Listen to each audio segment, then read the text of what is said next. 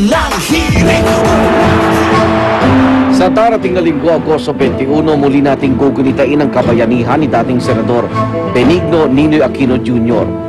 Ang kanyang pagpaslang sa tarmac ng dating Manila International Airport noong 1983 ang nanggising sa bayan para labanan ang diktadorya.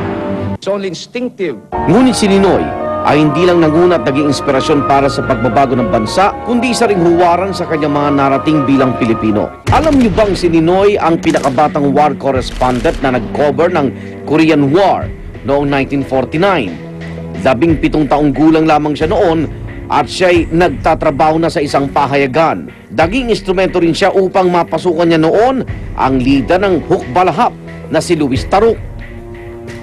Matapos ang 5 taon, naging mayor siya ng Tarlac sa edad na 22 taong gulang. Siya pa rin ang pinakabatang mayor sa kasaysayan.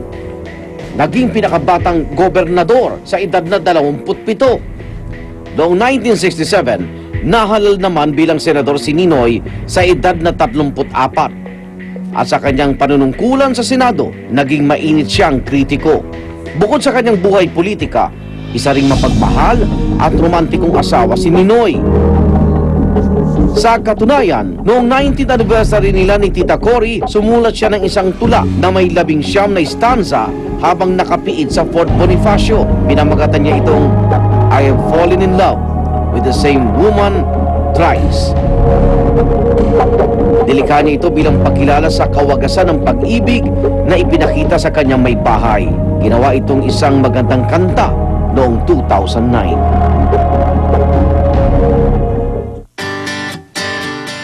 Ang romantic na kanta na yun, napakinggan ko na yung version ni Christian Bautista. Ang ganda.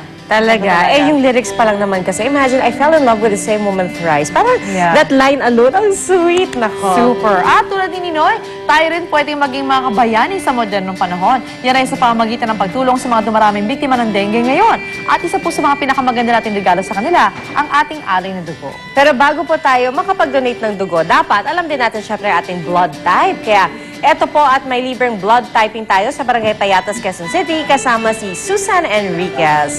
Ay, Maring Su, masakit ba yan? Masakit? Ay, blood typing ka lang. Siyempre, hindi naman. Ito parang kagat nung langgam. Ganyan lang. Oh. Yung langgam kasi ang gat namin.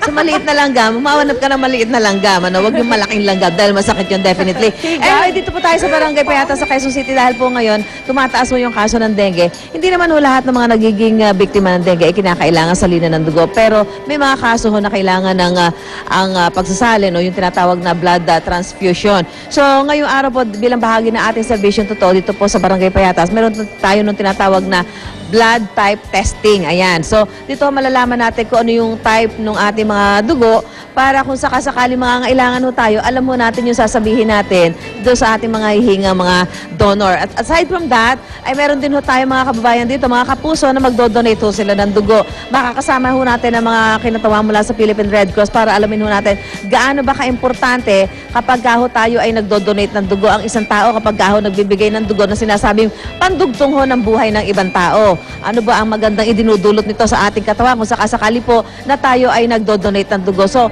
yan ho ilan lamang sa mga ating pag-uusapan ngayong araw na ito dito sa ating ginagawang serbisyong totoo dito po sa Barangay Payatas dito po sa Quezon City. So, kung kayo po may mga balak na mag-donate ng dugo dahil yan naman po ang ginagawang paghikayat ngayon ng ating Philippine Red Cross, magpunta na po kayo dito sa ating covered court para po makapag-blood type test kayo at makapag-donate kung gusto po ninyo. Mula po rito sa Barangay Payatas, Quezon City, narito na po ang unang balita.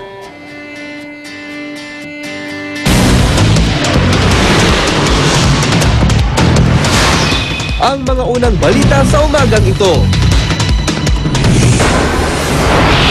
Mga nanay ng mga batang may sintomas ng dengue, pila-pila na sa